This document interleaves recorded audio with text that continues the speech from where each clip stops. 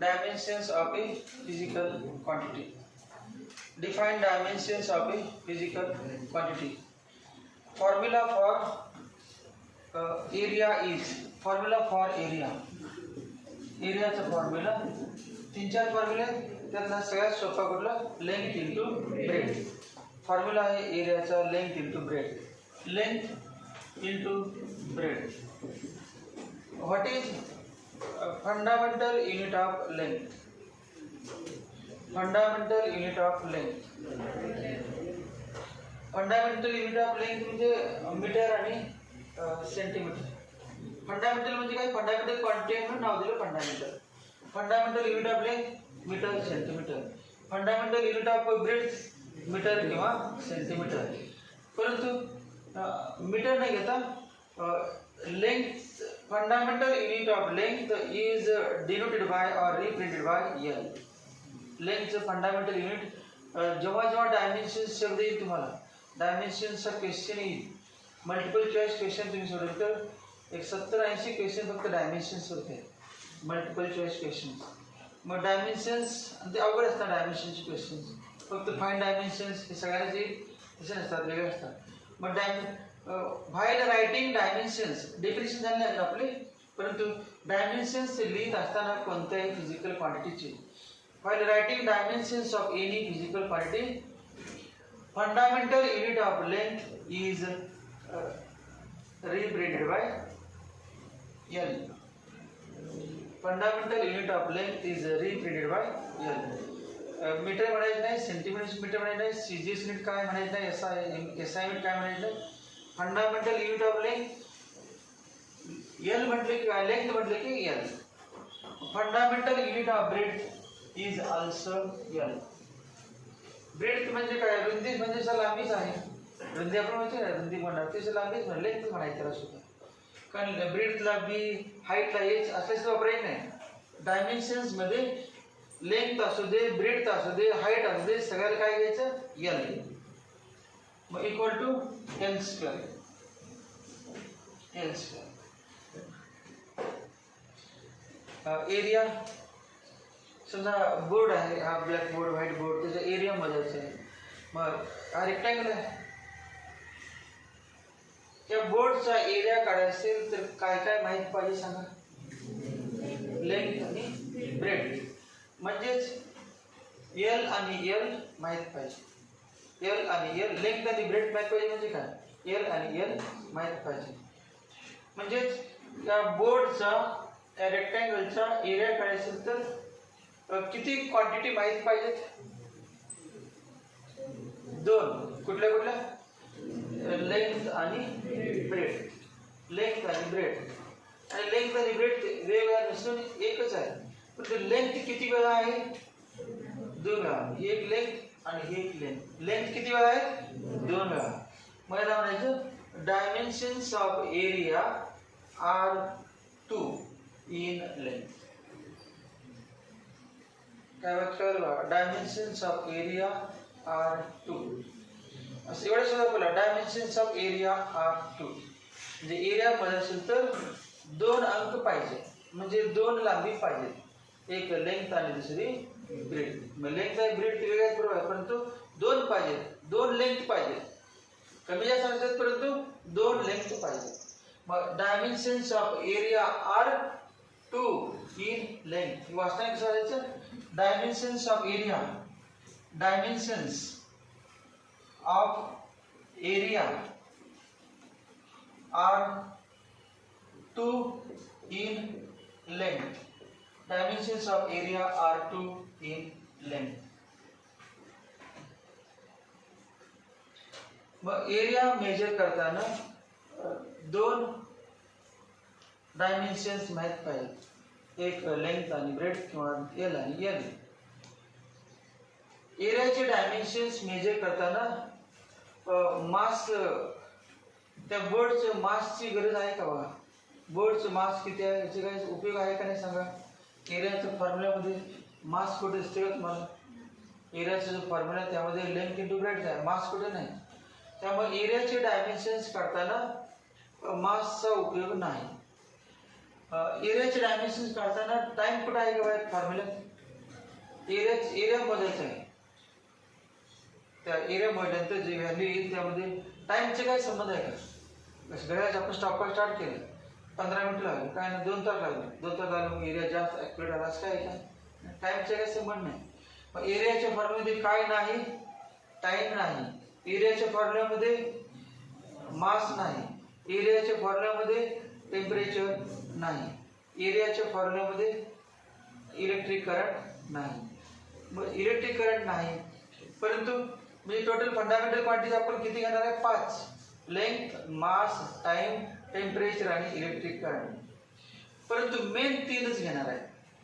कोणाची पण डायमेन्शन तुम्हाला लिहा म्हटलं 5 जणांचा विचार करायला, तिघांचा. परंतु काही मध्ये ते चौथी आणि पाचवी असतात. पण प्रत्येक वेळेला चौथी पाचवी नाही घ्यायची. असेल तर घ्यायचं, नसेल तर नाही. परंतु पहिले तिने असू देत नाही तर नसू देत घ्यायचीच. मग सांगा या फॉर्म्युल्यामध्ये मास आहे का? नाही. नाही म्हणून × 1. जे नाही ते × 1. मास नाही आणि काय नाही? टाइम नाही. × 1 ते म्हणणार जे नाही ते 1. नाही ते 1 म्हणजे याचा अर्थ काय बा? हे असं लिहिणार L⁻² इंटू काय नाही सांगितलं? मास नाही म्हणजे M⁻0. M⁻0 किती? 1. मग आता वाचायचं कसं बा?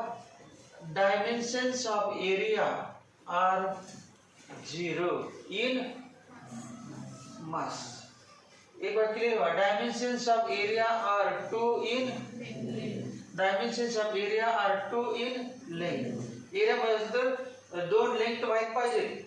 मग एरिया मोजण्यासाठी मास मध्ये 0 माहीत, मास मध्ये नकोच आहे. Dimensions of area are 0 in mass म्हणजे मासची गरज नाही. Dimensions of area are 0 in time म्हणजे टाइमची गरज नाही. डायमेन्शन एरियाच्या फॉर्म्युल्यामध्ये टाइम नाही, एरियाच्या फॉर्म्युल्यामध्ये मास नाही आणि जे नाही त्याचे पॉवर किती द्यायचे घातात? 0. काय देतात? मास नाही 0, टाइम नाही 0, इक्वल टू 0, मार्क 0. म्हणजे अशी आपण लिहितात 0 0 0. 0 काय लिहायचं? पॉवर 0 लिहायचं. पॉवर 0 लिहिलं तर 1 × 1 या होती. मग कुठल्या पण लिहिण्याची पद्धत आहे LMT.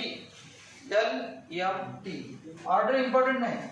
LMT किंवा MLT कुठले चालते? अगोदर मास, नंतर लेंथ आणि नंतर टाइम किंवा लेंथ, मास, टाइम. मी तुम्हाला ऑर्डर पाठव सांगितलं. What are the 7 fundamental quantities? पहिल्यांदा तुम्ही पाठवलं लेंथ, मास, टाइम. मग हे सोपं हे लक्षात. अगोदर L, नंतर M आणि नंतर T. 3 लक्ष ऑर्डर. मग डायमेन्शन्स आपण काढले बा एरियाचे. डायमेन्शन्स असं लिहितात. हे वाचायचं कसं बा? डायमेन्शन्स ऑफ एरिया वाचायचं ब्रॅकेट मध्ये इंटू स्क्वेअर ब्रॅकेट असं नाही. Dimensions of area equal to L⁻², M⁻0, T⁻0. मग आता डायमेन्शनची डेफिनेशन बघा. एक एक्झाम्पल घेतलं एरियाचे. अजून किती? 11 राहिले आपले क्वांटिटीज. टोटल 12 आपण म्हटलं 12चे घ्यायचे. 12 क्वांटिटीज, त्यापैकी 11 क्वांटिटीज अजून राहिलेले आहेत. एक झाले एरिया. तुम्हाला विचारलं right find dimensions of area. पहिल्यांदा काय करणार तुम्ही? Area equal to length into breadth किंवा area equal to L² side square. परत लिहायचं L² लिहिलं की डायरेक्ट L⁻², M⁻0, T⁻0. नंतर एक जास्त एक्सप्लेन करायचं म्हणायचं dimensions of area are 2 in length, dimensions of area are 0 in mass, dimensions of area are 0 in time. डायमेन्शनची डेफिनेशन भरपूर जणांना पाठवत नाही. फंडामेंटल क्वांटिटी सगळ्यांना पाठ झाले असेल, डिराइव्ड क्वांटिटीची पाठ झाली असेल, फंडामेंटल युनिट्स डिराइव्ड युनिट्सची पाठ झाली असेल आणि युनिट्सची पण डेफिनेशन पाठ झाली असेल. परंतु डायमेन्शनची डेफिनेशन भरपूर जणांना पाठवत नाही. डेफिनेशन बघा. Dimensions of a physical quantity dimensions of a physical quantity are defined as. इथे पण लिहिलं आणि पुढचं नाही आलं तर 0 मार्क. त्यामुळे नाही आलं तरी चालतं. इट इज म्हणतात it is defined as. Dimensions of a physical quantity are defined as. इतके मोठे लिहिण्यापेक्षा काय म्हणजे it is defined as. It is defined as येत नसेल तर इट इज एवढंच म्हणायचं. इट इज आणि तिथून पुन्हा definition start.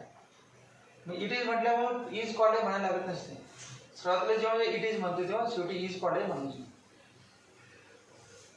Dimensions of a physical quantity are defined as. सांगा यातील डायमेन्शन सांगा. एरियाचे डायमेन्शन सांगा. 2 0 0. एरियाचे डायमेन्शन्स काय 2 0 0. तर 2 0 0 म्हणजे चुकीचं आहे. Dimensions of area are 2 in length, 0 in mass आणि 0 इन टाइम. हे म्हटलेलं बरोबर. Dimensions of area are important काय 2 0 0. डायमेन्शन म्हटले की इम्पॉर्टंट काय पॉवर, घातांक. सगळ्यात इम्पॉर्टंट काय पॉवर. आणि पॉवर इम्पॉर्टंट आहे म्हणजे तुम्हाला सगळे लॉज ऑफ इंडायसिस माहीत पाहिजे, घातांकाचे नियम माहीत पाहिजे. लॉज ऑफ इंडायसिस किती 5-6 आहेत लॉज ऑफ इंडायसिस. ते सगळे तुम्हाला येत असतील तर डायमेन्शनचे एक्झाम्पल सगळे सुटणार. बघा मग फिजिक्समध्ये मॅथमॅटिक्सचे कुठले लॉज माहीत पाहिजे. Laws of indices. सगळे लॉज ऑफ इंडायसिस माहीत पाहिजे.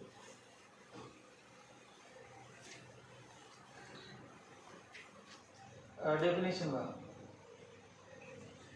Dimensions of a physical quantity are defined as the powers. सुरुवात काय करायचं the powers.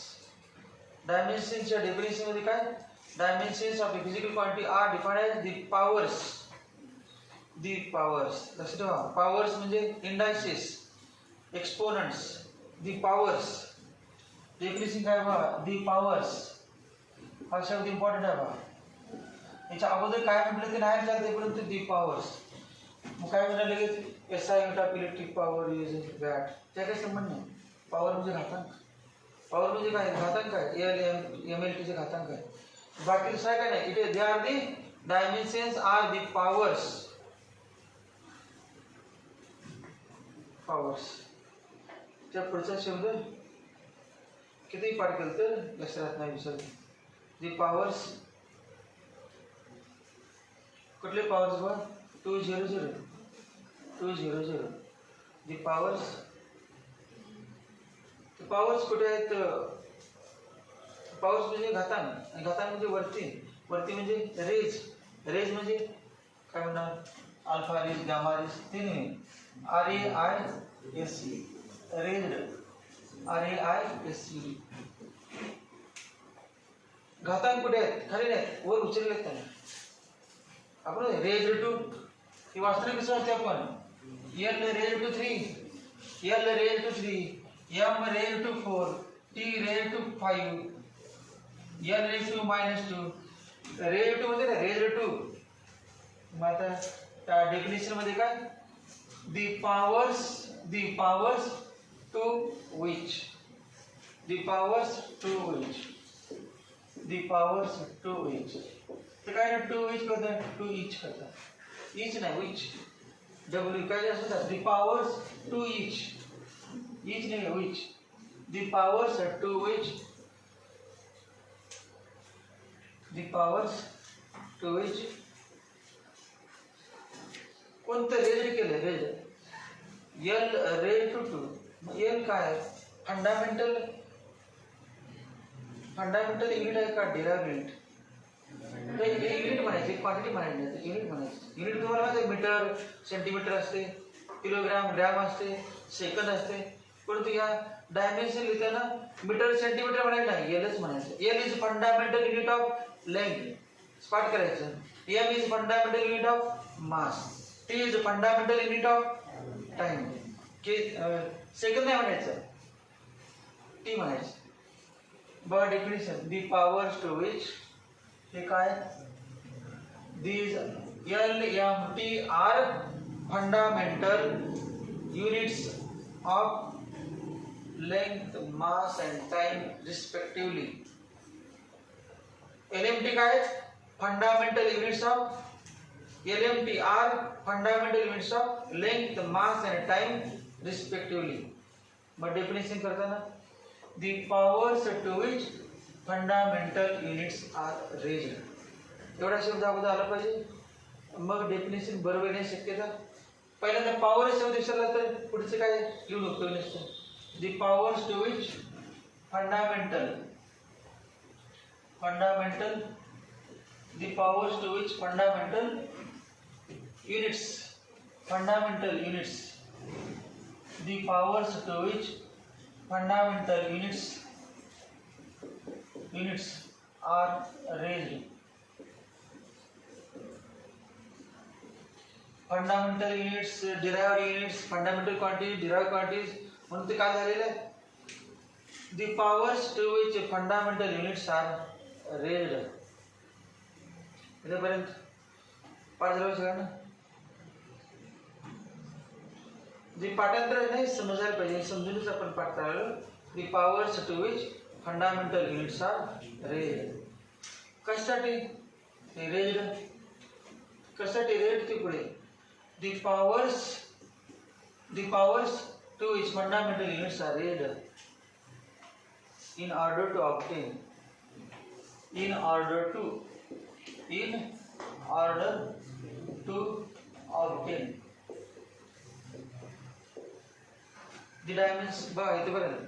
the dimensions of a physical quantity are defined as ते लिहिले ते पुढचे लिहिले. The dimensions of a physical quantity are defined as the powers to which fundamental units are raised in order to obtain मतलब थोड़ा बार आया है definition. in order to obtain काय लिखा OPTI OP in order to obtain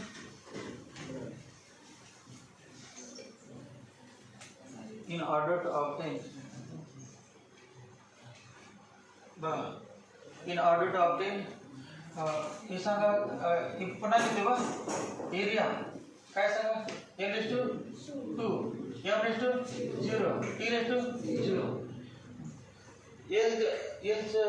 म्हणजे सांगा SI सांगा metre हे काय द्यायचं एवढं ना.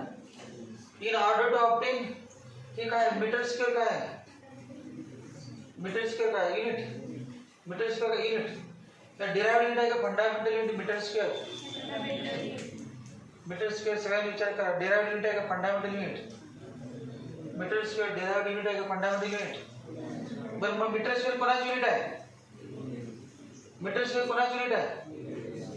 कोणाचं एरिया फंडामेंटल आहे.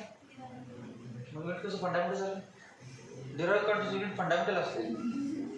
क्वांटिटी डिराइव्ड आणि युनिट फंडामेंटल असंच काय. मग एरियाचं युनिट काय मीटर स्क्वेअर आणि metre square is derived unit. Metre square काय डिराइव्ड युनिट. मग डिराइव्ड युनिट कोणाचं आहे. Derived quantity. डिराइव्ड क्वांटिटी म्हणजे काय physical quantity. Any physical quantity other than fundamental quantity. मग डेफिनेशन पूर्ण चालेल. The dimensions of any physical quantity are defined as the powers to which fundamental units are raised in order to obtain unit. कशासाठी raised in order to obtain unit. कोणाचं unit हे युनिटच म्हणायचं. हे युनिटच in order to obtain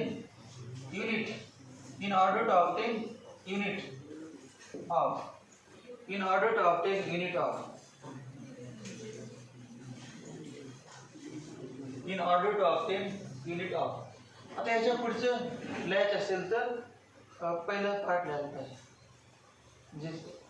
in order to obtain unit of derived quantity. पण तिथे derived शब्द आहे. in order to obtain unit of that physical quantity. that म्हणजे ज्याचे डायमेन्शन्स लिहायला लागले डेफिनेशन ते. मग वाक्य कसं आहे बघ.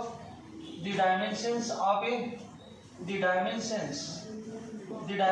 of a physical quantity dimensions of a physical quantity, dimensions of a physical quantity are defined as, the dimensions of a physical quantity are defined as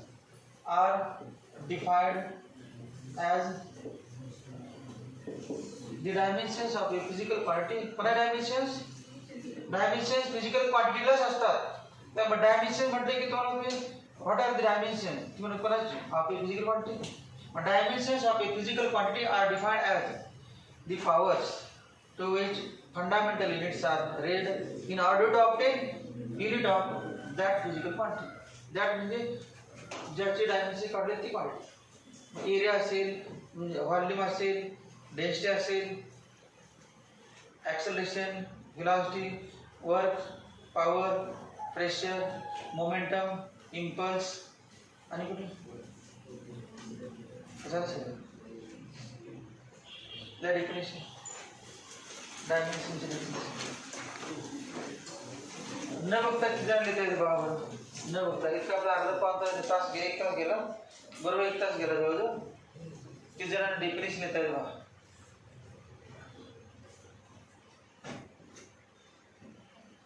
एक अक्षरही न बघता पुन्हा पण लिहिलं तिला बघू येत असेल त्यांनी येत नाही त्यांनी मनात तयार पण केली नव्हता त्यांनी बघून लिहिलं.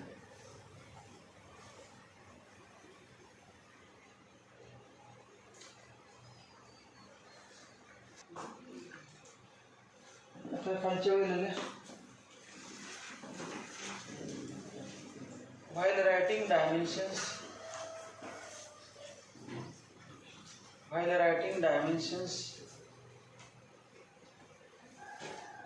writing dimensions of a physical quantity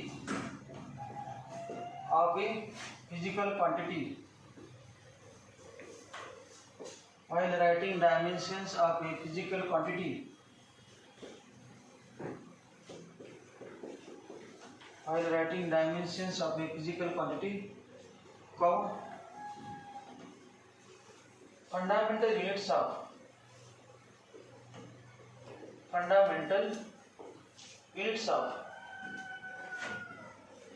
fundamental units of length, mass and time. Fundamental units of length, mass and time are denoted by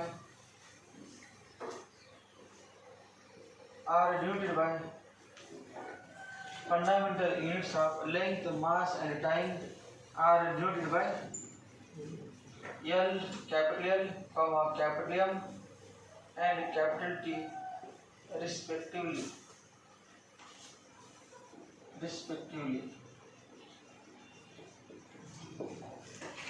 Capital L, capital M and capital T respectively. Culture L. Write dimensions of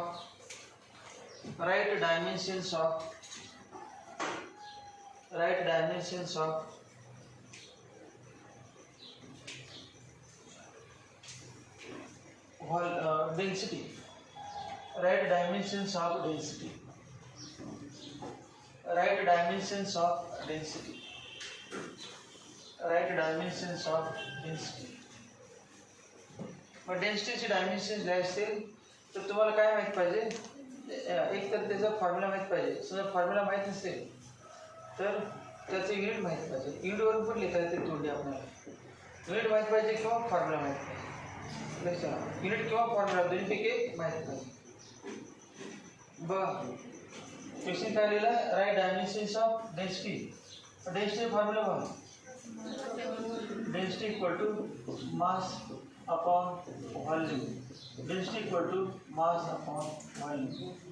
पहिले example घालून वहीने एक बघ. Density equal to mass upon volume. Mass fundamental quantity आहे. Fundamental क्वांटिटीचं unit माससाठी M वापरायचं आहे. फंडामेंटल युनिट तेव्हा मास एम आणि व्हॉल्यूमचा फॉर्म्युला काय, एल क्यूब मास लिहिणार एल क्यूब. एवढे केले की कुठला फॉर्म्युला वापरणार आहे? Laws of indices. सांगा लॉज ऑफ इंडायसिस. डायमेन्शन्स लिहिताना कुठलेही फंडामेंटल युनिट डिनॉमिनेटरमध्ये चालत नाही. डिनॉमिनेटरमध्ये आहे त्याला न्यूमरेटरमध्ये घ्यायचं म्हणजे लॉज ऑफ इंडायसिस. सांगा लॉज ऑफ इंडायसिस डिनॉमिनेटरमध्ये न्यूमरेटरमध्ये कसं घ्यायचं असतं? त्याची पॉवर मायनस करायची. मग काय नाही मग M into L raise to -3 M into L raise to -3. मग आता लिहायचं कसं बघा शेवटी तेव्हा स्क्वेअर ब्रॅकेटमध्ये लिहितो. पहिल्यांदा एल लिहितो एल रेज टू -3 नंतर एम रेस टू 1 काय नाही म्हणजे 1 असतो पॉवर आणि शेवटी जे कंप्लीट नाही ते 0 T raise to 0.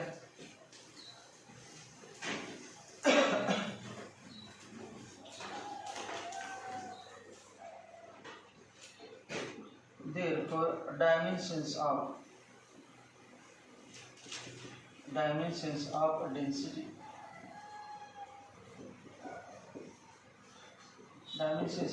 equal to square bracket पाहिजे. While writing dimensions, square bracket is used. Square bracket must be necessary.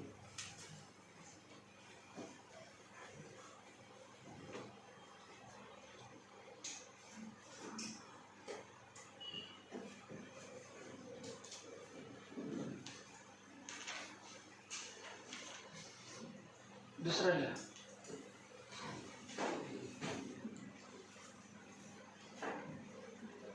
velocity.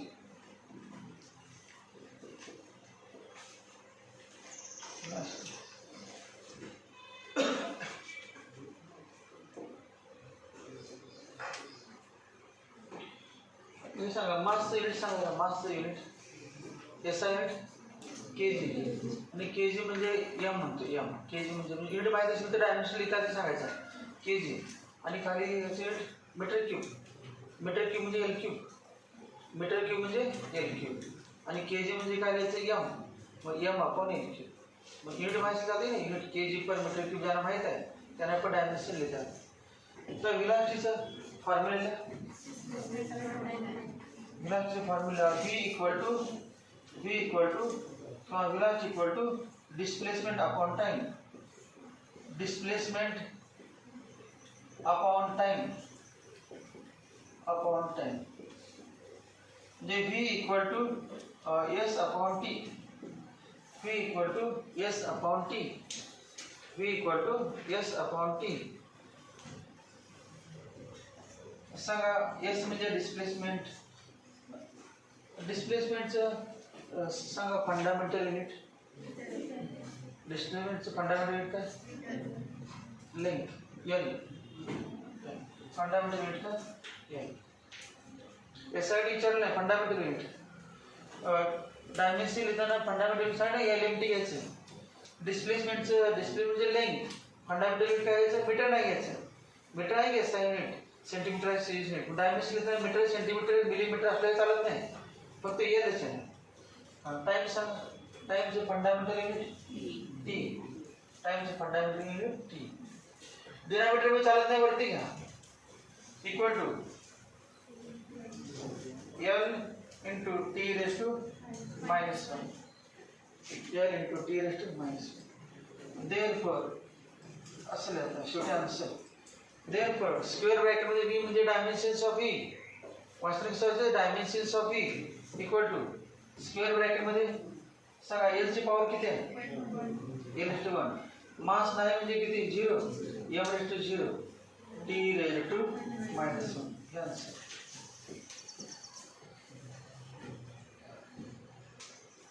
तिसरा आहे थर्ड. ॲक्सेलरेशन.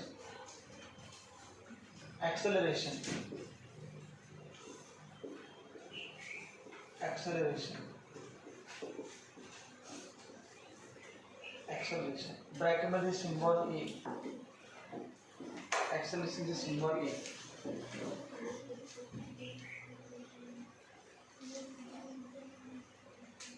फॉर्म्युला ॲक्सेलरेशनचा चेंज लेंथ झाला असेल व्हेलॉसिटीचं लिहून आपण व्हेलॉसिटीला आणि ॲक्सेलरेशनचं formula change in velocity upon time ॲक्सेलरेशनचं formula acceleration equal to change in velocity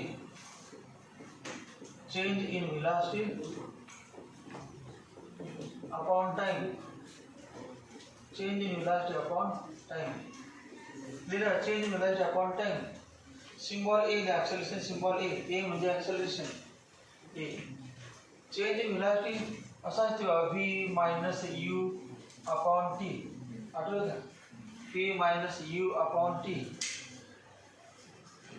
आणि v minus u upon t असं नाही लिहिता मी यावरती लिहिणार आहे dv by dt अशी एक पद्धत आहे d v minus u म्हणजे काय चेंज इन व्हेलॉसिटी आणि चेंज इन व्हेलॉसिटी काय dv upon dt dt म्हणजे काय सांगा चेंज इन टाइम आणि dv म्हणजे काय change in velocity change in velocity upon change in time is called as acceleration सर्वात टाइम किती आहे सर्वात स्पीड किती आहे u मग तेव्हा टाइम किती जेव्हा आपण टाइम 0 स्टॉपवर स्टार्ट केलं तेव्हा स्पीड किती होता u परत t टाइम नंतर स्पीड किती झाला v change in velocity upon change in time equal to dv by dt मग सांगा फंडामेंटल युनिट ऑफ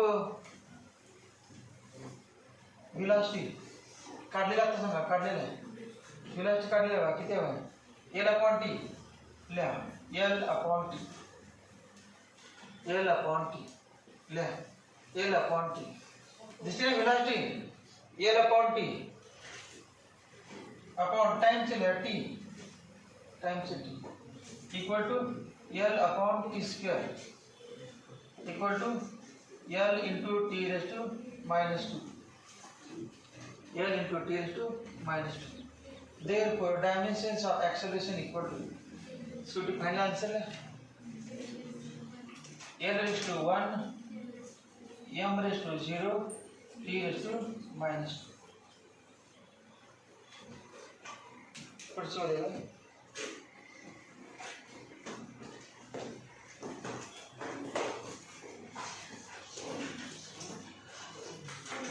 तेव्हा डायमेन्शन लिहिताना मध्ये कॉमा लिहायचे नाही तेव्हा L/-2 लिहिले नाही L/2 किती लिहिले L/1 मध्ये कॉमा लिहायचं नाही m च्या पुढे कॉमा लिहायचं नाही t च्या पुढे कॉमा लिहायचं नाही फुल स्टॉप लिहायचं नाही काय लिहायचं